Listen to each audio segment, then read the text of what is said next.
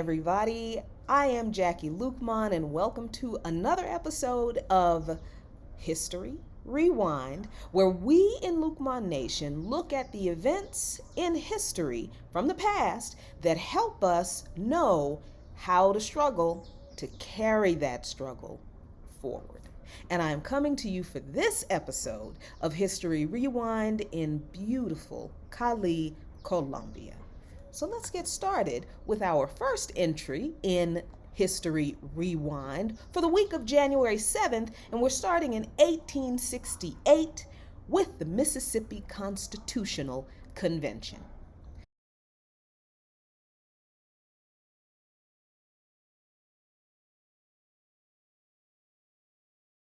1868, the Mississippi Constitutional Convention was held in Jackson, Mississippi, which is why Jackson is incredibly important in the history of black struggle in this country. There were 16 black and 78 white politicians convened at the convention, and the Constitution, the Mississippi Constitution, was one of the first pieces of legislation in this country that provided a uniform system of free public education for children regardless of race. According to the University of Southern Mississippi history professor emeritus John Ray Skates, some of the revolutionary provisions of the 1868 Constitution are as follows, and it's very interesting stuff. Voting rights for black males as required by Congress, framework for comprehensive system of public schools for the state, protection of property rights for married women, which didn't exist before, governor's term extended from 2 to 4 years, judges above the rank of justice of the peace appointed by the governor, future appointments of the legislature to be based on qualified voters. In Black Power USA, author Lerone Bennett Jr. calls 1868 the glory year. He says in his book, quote, "In the North in this year, there was talk of using troops to forcibly dissolve Congress and arrest its leaders. And in the South, thousands on thousands of angry black people thronged the dusty roads, shouting defiance and demanding a division of the loaves and fishes. This was the year of the 14th Amendment. This was the year men made the Declaration of Independence walk in the streets. This was the year almost all things were made new." During the whole of this pivotal year, the South vibrated with the impassioned sounds of extraordinary assemblages of blacks, native whites, and northern newcomers. You can read more about why 1868, that year, is one of the most significant years of the Reconstruction era in a book called The Other 68, Black Power During Reconstruction by Adam Sanchez. And we're going to talk a lot more about the Mississippi Constitution in another show. And as a matter of fact, I think what we might do is to review the Constitution to see what's in it and to really understand why these 18 black and 78 white politicians came up with a document that is worthy of its place in history, and it should be referenced by us as we fight for some of the rights that were granted in this Constitution still to this day. But let's move on to January 8th, 1811, Louisiana's heroic slave revolt. One of the most suppressed and hidden stories of African and African American history is the story of the 1811 slave revolt. The aim of the revolt was the establishment of an independent republic, a black republic.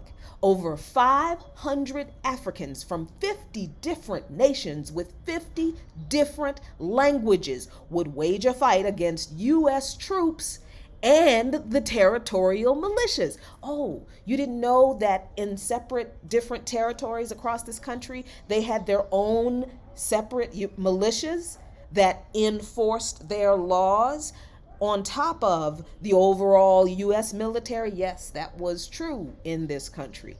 This revolt, though, would get started in St. John the Baptist and St. Charles parishes in Louisiana, about 30 miles upriver from New Orleans. At that time, New Orleans was the capital of what was called the Orleans Territory. The revolt sought to capture the city of New Orleans and make New Orleans the capital of the new republic. The principal organizer and leader of this revolt was a man named Charles, a laborer on the Deslonde plantation. The Deslonde family had been one of the many San Domingo slave-holding families that fled the Haitian Revolution from 1790 to 1802. Those were the dates of the Haitian Revolution. The Deslonde family fled to Louisiana for refuge, and they were not the only plantation owners who fled the successful revolution in Haiti to come to establish their plantations in the States. In their escape, the Deslonde family brought their chattel property, their enslaved people, Charles and others, with them. The Deslonde family acquired land and restarted their slave-holding sugarcane operations in St. John the Baptist parish. What an irony that the St. John the Baptist is the name of the parish where they had slavery. And that was not... Anyway, that's a separate issue for me. The idea of slave rebellion had been inspired by the Haitians' defeat of Napoleon and his allies, who included President George Washington. That's right. Our brothers and sisters in Haiti defeated Napoleon and George Washington. The victory of Africans in gaining their freedom in Haiti had a powerful and stimulating effect on Africans held in bondage all over the world, especially in the Western Hemisphere. It gave enormous encouragement to the Africans on plantations in Louisiana, which was the last thing plantation owners wanted in this piece, to capture the city of New Orleans. Charles Deslonde's strategy consisted of a two-pronged military assault. Let me stop right there, though. You notice how they gave this man the last name of the people who owned him in this narrative, instead of just being called Charles, who was owned by the Deslonde family. Now he is Charles Deslonde. This is how most of us got the last names we have. We didn't know what our names were. We didn't know who our families were, what our people's names were, where we came from. We were given a new name when we came here, when we were brought here, when we were forced here, and we didn't have last names. We were given a first name, an Americanized first name. Most of the descendants of those people who were brought to these and other shores from the continent of Africa to be enslaved were given the last names of the people who enslaved them. So my maiden name is Malone. We are not Irish, but somebody who owned our ancestors was. See how that works? See why this history is important? See how it's in our very DNA? Let's go on. One prong of the attack would be to march down the river to New Orleans. The rebels would gain in number as they moved from plantation to plantation on the east bank of the Mississippi River from St. John the Baptist Parish to New Orleans. They were intent on creating a slave army, capturing the city of New Orleans, and liberating the tens of thousands of slaves held in bondage in the territory of Louisiana. The other prong of attack was to involve the enslaved Africans inside the city of New Orleans in a simultaneous uprising. Here, the rebels would seize the arsenal at Fort St. Charles and distribute the weapons on the arriving slave army. The two-pronged attack would then merge as one and proceed to capture the strategic targets in the city. On the evening of January 8th, 1811, Charles and his lieutenants would start the revolt. The rebels would elect their leaders to lead them into battle. They elected women and men. The leaders were on horseback. Several young warriors marched ahead of them with drums and flags. Men and women assembled in columns of 4 behind those on horseback. The rebels rose up on the plantation of Colonel Manuel Andre, today the city of Laplace, in St. John Parish. They overwhelmed their oppressors. Armed with cane knives, hoes, clubs, and a few guns, the rebels marched down the river road toward New Orleans. Their slogan was "On to New Orleans and freedom or death," which they shouted as they marched to New Orleans. However, despite their best efforts, they were not able to succeed. The revolt was put down by January 11th, and many of the leaders and participants were killed by the slave owners' militia and U.S. federal troops.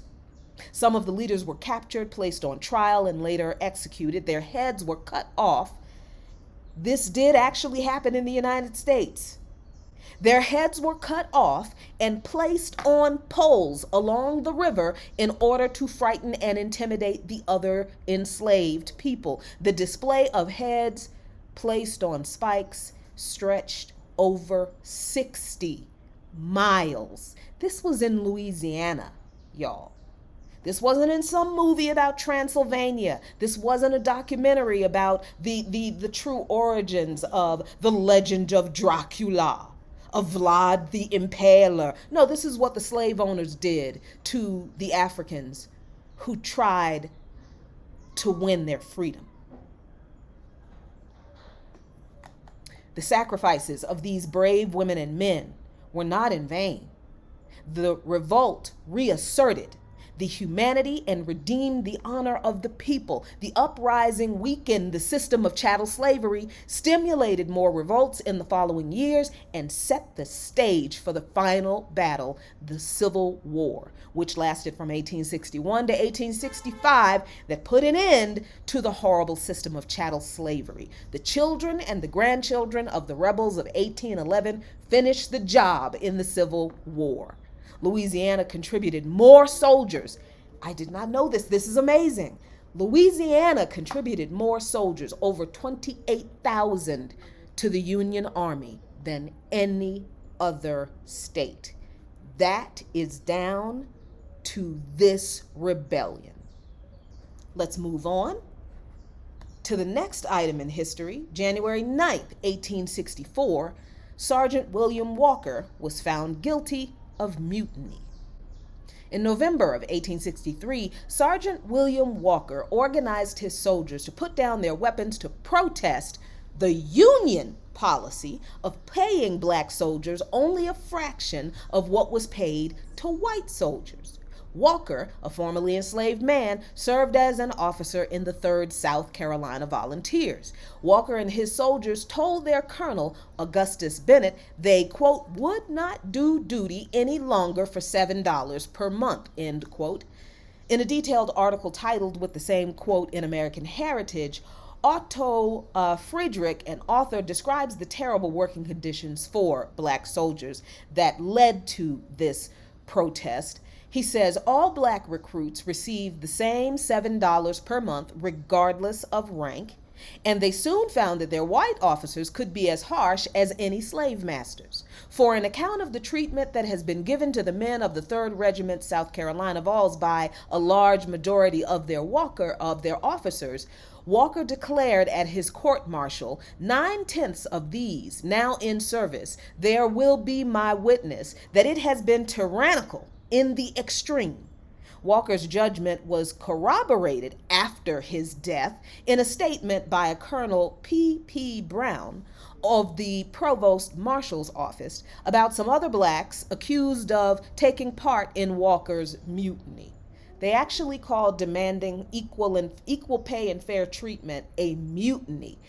At all his interrogations, said Colonel Brown, led him to the conclusion, quote, that during the summer and fall of 1863, the regiment was under bad management and in a greatly demoralized condition, that several of the officers who had most to do with these men have either been dismissed from the service or are under charges which will cause their dismissal, that being made up of South Carolina slaves, their great ignorance of their duties and responsibilities as soldiers led them to commit errors which more intelligent men would have avoided, that the officers or the regiment were more to blame than the men. You know, I don't entirely agree with that assessment. It's not that the soldiers who were former slaves were ignorant and they didn't know what they were supposed to do. They were treated like garbage by their white officers, regardless of what they did. That's really what it was. But pay was not the only area of inequality. Black troops died at 3 times the rate of white troops. This was because not only were they assigned to the hardest, harshest work duties, but they were often denied access to medical care. Walker was convicted of mutiny for demanding equal pay and better working conditions on January 9th, 1864, and killed one of 19 Union soldiers executed by the Union Army for mutiny during the Civil War. 14 of those 19 were black. Let's move on to January 9, 1967, when Julian Bond is finally sworn in the Georgia House of Representatives. On January 9th, 1967, Julian Bond was sworn in as a member of the Georgia House of Representatives, but this was after a 2-year battle to claim his elected seat. He won the election. He should have been seated, but, the folks in the House of Representatives in Georgia were like, nah, we don't really want him in the seat. Why? Why didn't they want him in the seat? Following his election in 1965, the Georgia House refused to seat him because of his statements on behalf of the Student Nonviolent Coordinating Committee in opposition to the war in Vietnam. He was reelected to his vacant seat, and the House refused again. So now he's won 2 elections and they refused to seat him. He was then reelected a 3rd time, but not until the U.S. Supreme Court ruled unanimously in his favor, because, he did win 3 elections unanimously, overwhelmingly. In his favor was the legislature forced to relent only when the U.S. Supreme Court said they had to do it. Did the Georgia House of Representatives finally seat Julian Bond after he won 3 elections for that seat? While he was expelled, though, Bond didn't sit around on his hands or whine and bemoan the situation. He wrote a book called Vietnam, an anti-war comic book on the history and economics of the war. And I think that's a really great precursor to what other journalists, authors, and political figures and organizers have done with comics and graphic novels to convey serious political issues and ideas and history to the mass audience, especially young people. But let's move on to the next day in history, January 9th, 1873. The Convention of African Americans to discuss education. Delaware's Convention of Colored People gathered in Dover on January 9, 1873 to discuss and demand state provisions to educate their children. Oh my gosh. Gee, I wonder where that lie that black people don't care about education for their children came from, because whole conference. Anyway, they adopted a resolution condemning school discrimination in Delaware and asserting their rights as citizens and taxpayers to the benefits long provided to white residents. An excerpt from that resolution, courtesy of the Colored Conventions Project, reads, "From our population of over 20,000 souls, or nearly 1/5 the entire population of the state, the legislature does not provide a solitary school, nor appropriate a single dollar of state money.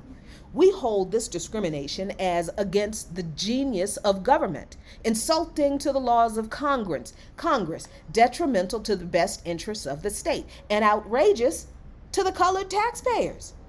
We say against the spirit of the age because non-progressive in its character and in the interest of ignorance, because tending to perpetuate poverty, multiply crime, and aid in human degradation. This discrimination is outrageous to the colored people because it is sullen opposition against their rights as citizens. It is founded upon no principle, backed by no argument, but sustained entirely by a prejudice founded upon a long course of false education. From the 1830s until after the Civil War, Black delegates met in both national and local conventions to discuss important and timely topics like education, labor, and human rights. According to Delaware Public Media, the first convention was held in Philadelphia in 1830, and the last was held in Macon, Georgia in 1888. At the convention held in Dover in January 1873, Frances Ellen Watkins Harper addressed the convention and spoke of the need for Black people to continue struggle for equal rights. According to Dr. Gabriel Foreman, as quoted in Delaware Public Media, the colored conventions were, quote, a hidden movement that hadn't reached the kind of predominance, the kind of stature that the abolitionist movement and the anti-slavery and the Underground Railroad movement has. One of the reasons we might argue that that is the case is because there's an interracial partnership, both in the abolitionist movement and in the Underground Railroad, which sometimes gets presented as white allies and supporters who, through noblesse oblige, the obligation of the nobles or of the rich, and the largesse of their generosity, helped victims. But the Colored Conventions Project really highlights Black agency, Black leadership, Black organizational power. So today, when people ask me and organizers that I work with, what are we supposed to do? What do we do now? How do we do this? How are we supposed to do this? And we keep saying we need to be organized. We understand how important organization is, because Black people have been organizing for our freedom and for our rights and human dignity since we were brought here. So it is a mystery to me why we do not understand the importance of organizing today. But then again, if we do not know our history, let's move on to the next item. January 10th, 1854, a woman was jailed for teaching free Black children to read. More on education. On January 10th, 1854, a judge in Norfolk, Virginia, sentenced a white woman, Margaret Douglas, to 1 month in jail for teaching free Black children to read. Free. These were not enslaved children. They were free Black children. The jury had recommended a $1 fine, but Circuit Court Judge Richard H. Baker said he imposed the jail term to set an example for those who would undermine peace in Virginia with such manifestly mischievous opinions or performing similar activities. Mischievous to teach Black folks to read. He also chided Douglas, who was a home-based vest maker, for representing herself instead of hiring an attorney. Resettling in Philadelphia soon after completing her jail term, Douglas published a 65-page memoir, personal narrative of Mrs. Margaret Douglas, a Southern woman who was imprisoned for 1 month in the common jail of Norfolk under the laws of Virginia for the crime of teaching free colored children to read. That is literally the title of her memoir. While Douglas insisted in her trial and book that she was not an abolitionist, she denounced both the Virginia law that prohibited teaching literacy to free African Americans and the judge as short-sighted, disgraceful, and cruel, and the hypocrisy and cowardice of Norfolk elites who taught Black children in Sunday schools but would not publicly acknowledge their actions. Douglas's book also provided insights into white fear of Black literacy and beliefs about white supremacy, some of which Douglas also held. Douglas concludes her book with a condemnation of the grand secret of the pervasiveness of Southern white men, sexually forcing themselves upon powerless enslaved black women, and called upon her Southern sisters to stop tolerating this damning curse. She wrote that in her memoir. Douglas details how she and her teenage daughter, Rosa, organized a small private school for 20 to 25 free black children based on friendship, religious beliefs, and charity. Douglas wrote that she and Rosa operated the school, with Rosa leading most of the classes, for about a year before someone reported them to the mayor and police. Always a snitch. Douglas said she was not trying to hide the activity because she thought it was only illegal to teach enslaved blacks in Virginia, while it was okay to give literacy lessons to free African Americans. 2 policemen raided her house on May 9, 1853, and marched Margaret and Rosa Douglas, along with their students, to see Norfolk Mayor Simon S. Stubbs. Douglas wrote, "Will my readers please imagine for an instant a crowd of little children walking 2 and 2, preceded and followed by 2 scout men, each with a great club in his hands. It reminded me of a flock of little lambs going to the slaughter." The mayor let everyone go with just a warning after Douglas promised to immediately disband the school. However, Margaret and Rosa Douglas received a grand jury indictment on July 19th, and a trial was set for November. In her defense, Douglas called only 3 witnesses, all of them from an affluent church where free black children were being taught to read with the same books used at her school. 2 of the witnesses denied knowledge, and the third, a lawyer named Mr. Sharp, blamed female members of the congregation, saying the ladies had all to do with that. Incensed, as she should have been, Douglas explained, "Oh, brave Mr. Sharp, you will henceforth be remembered in Norfolk as having crept under the ladies' aprons in order to shelter yourself from the eyes of the insulted law." It took 3 days for the jury to render the guilty verdict and recommended the $1 fine. Judge Baker then set January 10, 1854 for formal sentencing, and surprised everyone when he sent Douglas to jail for 1 month. Baker cited 2 main reasons for laws that prohibited teaching reading to African Americans. One was the potential of more slave revolts, such as the 1831 revolt led by Nat Turner in Southampton County, Virginia. The other was to counter the activities of Northern fanatics who clogged the mail with abolition pamphlets and inflammatory documents to be distributed among our Southern Negroes, to induce them to cut our throats. I will submit that I don't think anybody needed to induce the enslaved Africans in the South, or not even a lot of the free ones, to do any of that. I think those white folks were the ones who pushed folks, don't you? I think slavery, racism, torture, murder, that's what pushes people to want to cut your throat, not Northern abolitionists. In her memoir, Douglas asserted counter reasons, including that literate black people would read the Bible and better understand the brutal nature of the sexual sin of their masters and come away with a deeper horror of this great wickedness. And she's right.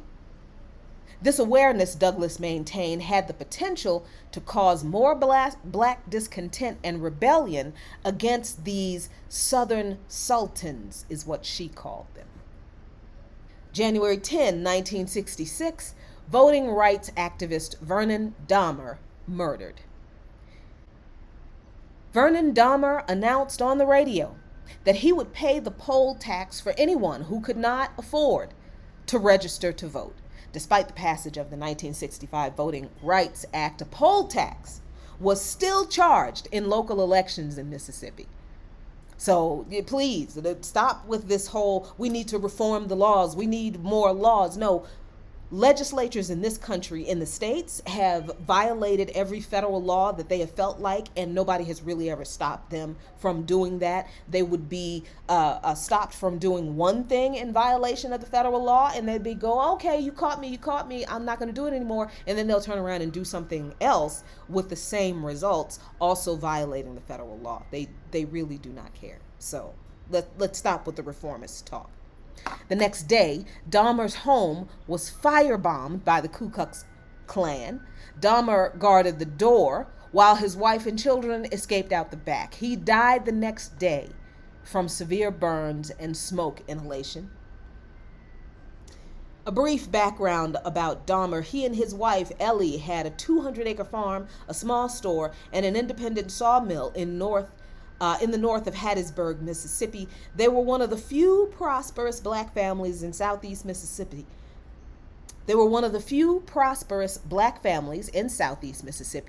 Providing jobs and assistance for others in the community, because that's what we're supposed to do, number one, as Christians. And number two, when we acquire a little something, we're supposed to help those of us in our community who have less. The Dahmers were doing it right. Dahmer was a leader and prime mover of the Forest County NAACP, and he believed then that if you don't vote, you don't count. And of course, that's a little different now. In the early days of voting, in the late 60s, and while we were still fighting to participate in the franchise that the 1965 voting rights was supposed to give us the right to do, we still had to fight for these rights in the states. So certainly the sentiment was, if you do not participate in this right that they have just granted you to have, then your voice will not be heard in these matters that can be voted on. Today, I think we have decades and decades of history showing us that even when we do vote, our voices are not heard. The people we vote for, at least on the presidential level, don't want to hear what they have, don't want to hear what we have to say. They just want us to keep them in office. So his sentiment then, if you don't vote, you don't count, it made sense then, but it is not true now. Because the system has evolved to such a point that nobody's vote really counts, except for, of course, for the corporations. Oh, and Israel.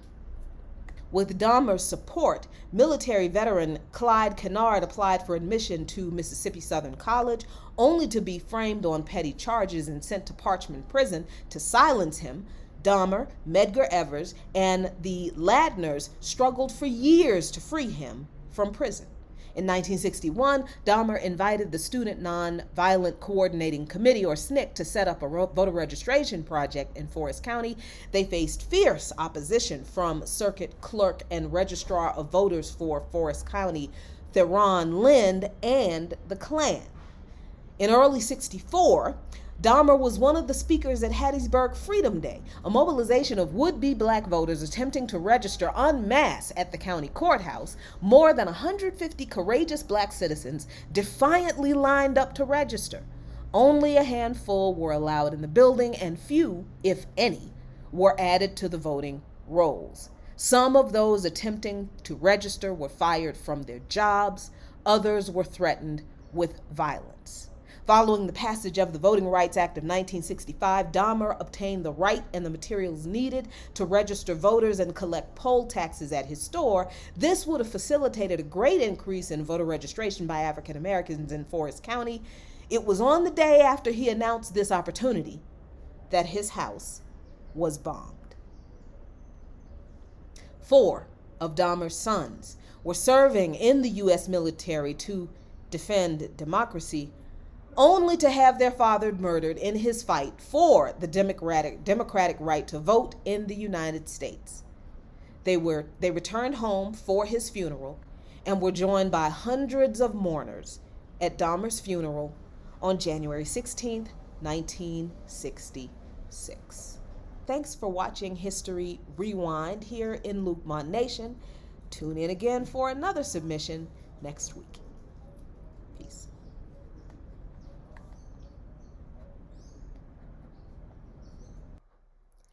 Hi, welcome to Talking Points in Luke Mon Nation with me, your host, Jacqueline Luke Mon.